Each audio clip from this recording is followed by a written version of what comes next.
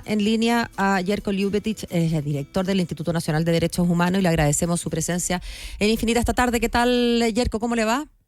Hola, ¿cómo están? Bien, gracias. Muchas gracias, Jerko, por estar con nosotros. Bienvenido, buenas tardes. Jerko, Buenas tardes. ¿Qué interpretación o cómo mira el Instituto Nacional de Derechos Humanos la resolución que conocimos hoy día por parte de la justicia, lo que sin duda es uno de los casos más emblemáticos en torno al estallido social? Bueno, yo creo que es evidente que lo miramos con mucha preocupación porque llevamos adelante un proceso junto al Ministerio Público, allegando antecedentes y siendo muy activos en la causa por la importancia que tiene. Y por un lado, uno podría decir el resultado fue exitoso. El tribunal acreditó, más allá de toda duda, quién fue el responsable de las graves heridas y la vulneración gravísima de los derechos humanos de Gustavo Gatica, que implicaron su pérdida total y definitiva de la visión. Entonces no hubiera esperado que el resultado de esa constatación por parte del tribunal hubiera dado lugar a una sanción, a un veredicto a la altura de las circunstancias. Entonces es francamente preocupante que la aplicación de la que es conocida como Ley Naín Retamal, que de alguna manera amplía los márgenes de, no sé si llama la impunidad o de modo en que Carabineros puede ejercer sus funciones en desmedro o con desmedro de los derechos humanos de las personas, es una cosa francamente preocupante, que ha implicado que hoy día se haya absuelto una persona que incurrió en un hecho, desde nuestro punto de vista, a todas luces ilícito, con gravísimas consecuencias, y que, bueno, hoy día salga absuelto. Esto es preocupante no solo en función del caso en particular, que como tú decías es bien emblemático, sino que nos deja bastante preocupados desde el punto de vista de que, como ustedes saben, hay más de 460 personas con gravísimos daños oculares, que son parte de querellas y de acciones impulsadas por el Ministerio Público, por el IDH y por otras instituciones. Y bueno, el escenario que se abre, si esta línea jurisprudencial se impone, es un escenario muy complejo desde el punto de vista de lo que yo calificaría sin duda como un grave retroceso en la perspectiva de los derechos humanos, en el sentido de la responsabilidad que tiene el Estado de velar porque sus agentes, particularmente quienes están a cargo de un rol tan relevante como el control del orden público, lo hagan siempre y en todo lugar con pleno apego al respeto a los derechos humanos y a las obligaciones que tiene el Estado en virtud de los tratados internacionales que ha suscrito. Entonces, es una preocupación por el caso puntual, pero también una preocupación por lo que se viene en estas materias en los próximos tiempos. Ahora, Jerko, desde el punto de vista teórico, digamos, olvidando que en este caso esta ley en particular tiene por objeto ampliar un poco el marco de acción, ¿no es cierto?, de Carabineros. Hasta me imagino que no tiene usted reparo, o quizás sí, por eso lo pregunto, por la aplicación de la ley Naín Retamal en este caso, dado que probablemente nuestros auditores no están tan familiarizados con el concepto, pero efectivamente una ley que beneficia digamos al acusado en derecho penal se usa retroactivamente, digamos, y esta ley fue hecha antes de que se emitiera el fallo y por lo tanto procedimentalmente e incluso sustantivamente corresponde su aplicación. Es decir, sí, eso es perfectamente sostenible porque además hay un principio que tú lo mencionas al pasar, que es el indubio pro reo. Claro, y en el caso en que haya una norma penal más beneficiosa para el reo que haya sido dictada con posterioridad, bueno, también se aplica.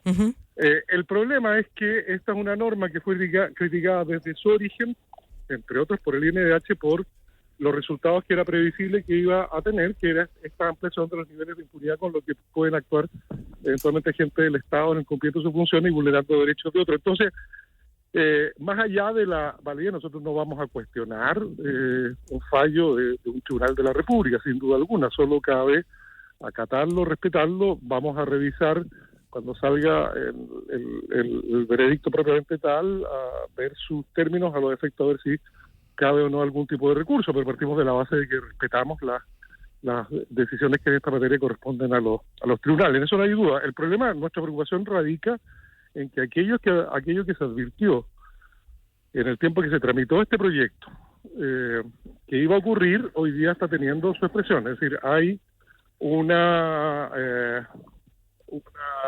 ampliación de los rangos en los cuales estamos pensando en funcionarios que están investidos de una cuestión tan importante como el monopolio del uso de la fuerza. Sin duda.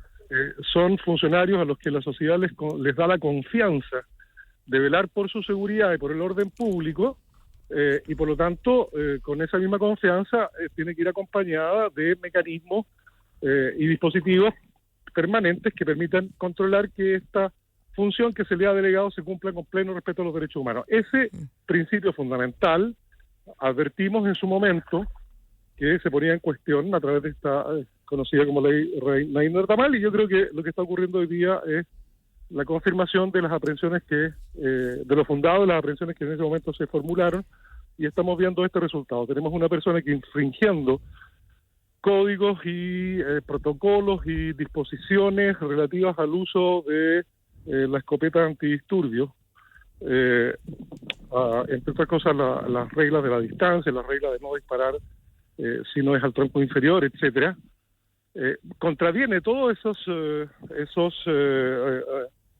ordenanzas y orientaciones que los que tienen Carabineros para usar ese equipamiento del que se les dota, y así todo es absuelto, no obstante los graves daños que esa actuación que él tuvo provocó. Yerko, de nuevo, quedándome con lo que escuchamos hoy, que por cierto no es el fallo que vamos a conocer el 13 de mayo, pero según lo que yo escuché, la jueza en su lectura fue súper clara en torno a que los reglamentos que aludía la Fiscalía habían sido completamente respetados, y que más bien la Fiscalía había pretendido, los argumentos de clausura, ampliar el ámbito de reglamentos a los que quería aludir, pero que eso no era pertinente, puesto que la acusación y todas las querellantes que se sumaron a la acusación del Ministerio Público reafirmaron eso, y eran dos reglamentos que la justicia dio por acreditado que sí se cumplieron.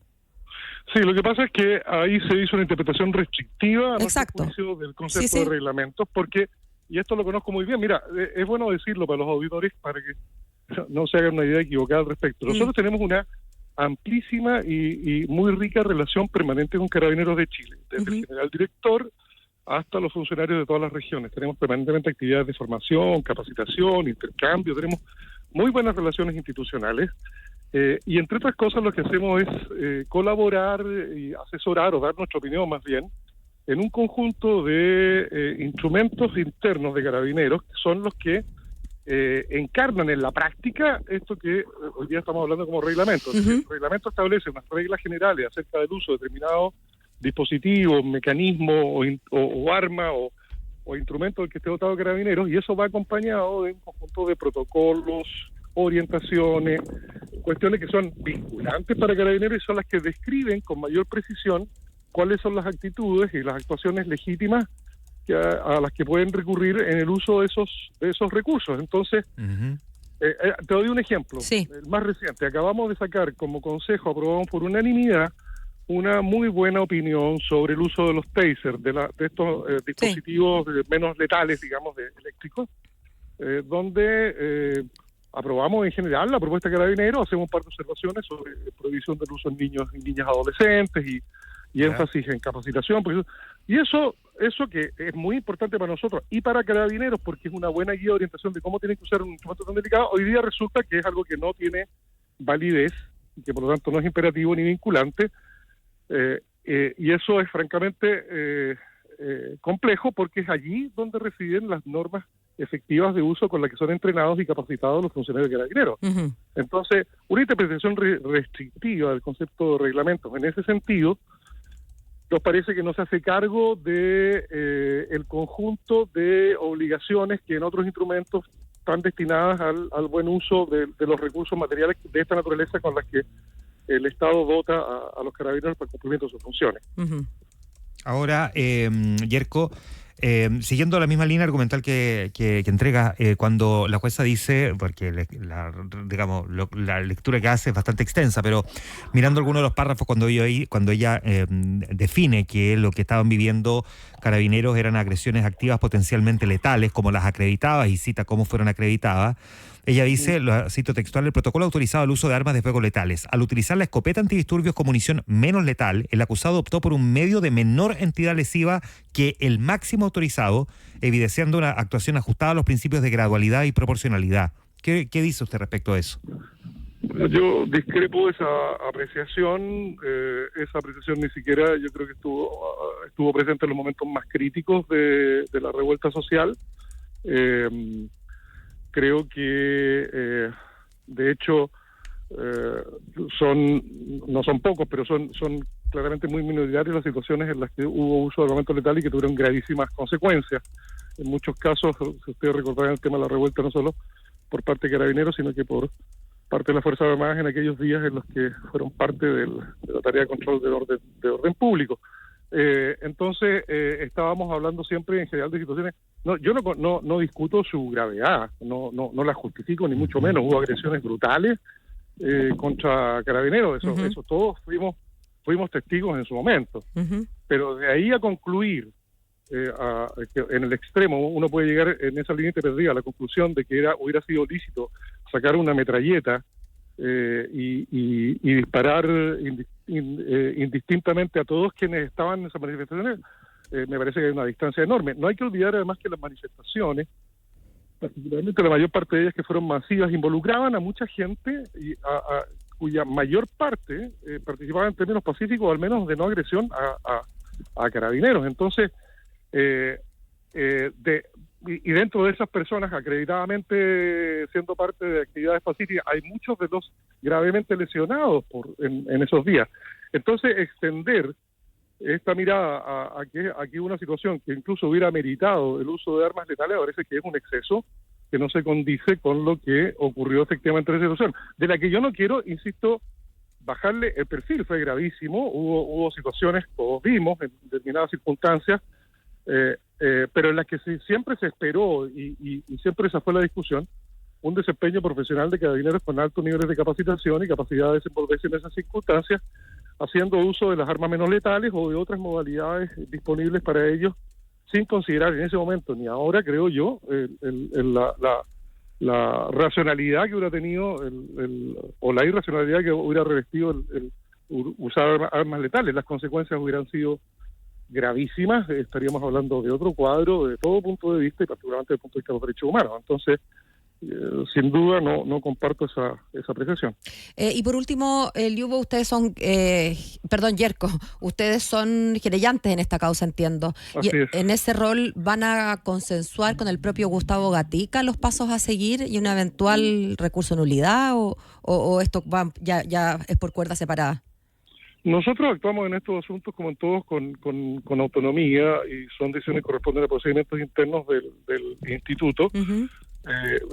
Sin duda la actitud que tenga la persona afectada es bien determinante también en nuestro análisis, pero nuestra decisión es autónoma y básicamente va a responder al análisis que se haga de lo que veamos en la fecha anunciada para la dictación del veredicto, porque veremos allí si hay espacio o no para la interposición de algún recurso que corresponda.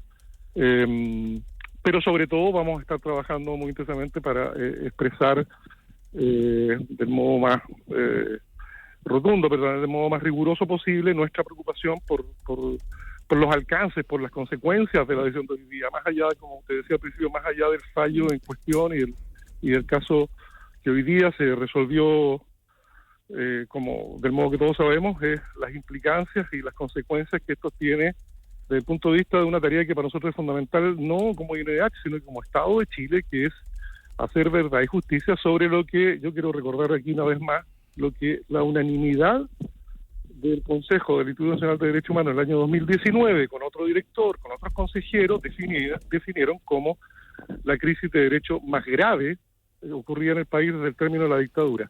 Frente a eso, lo que corresponde desde el punto de vista de los derechos humanos es hacer verdad y justicia, reparación, garantías de no repetición. Y hoy día, desde el punto de vista de la verdad y la justicia, francamente, la situación se vuelve extremadamente preocupante desde el punto de vista del cumplimiento de las responsabilidades del Estado de Chile frente a estas obligaciones propias de los derechos humanos. Muy bien, pues buena conversación para entender también la dimensión del Instituto Nacional de Derechos Humanos de la voz de su director, Jerko Lubetich, la mirada respecto a lo que ha ocurrido durante la jornada del día de hoy. Jerko, muchas gracias por estar con nosotros en Infinita. Gracias, Yerko.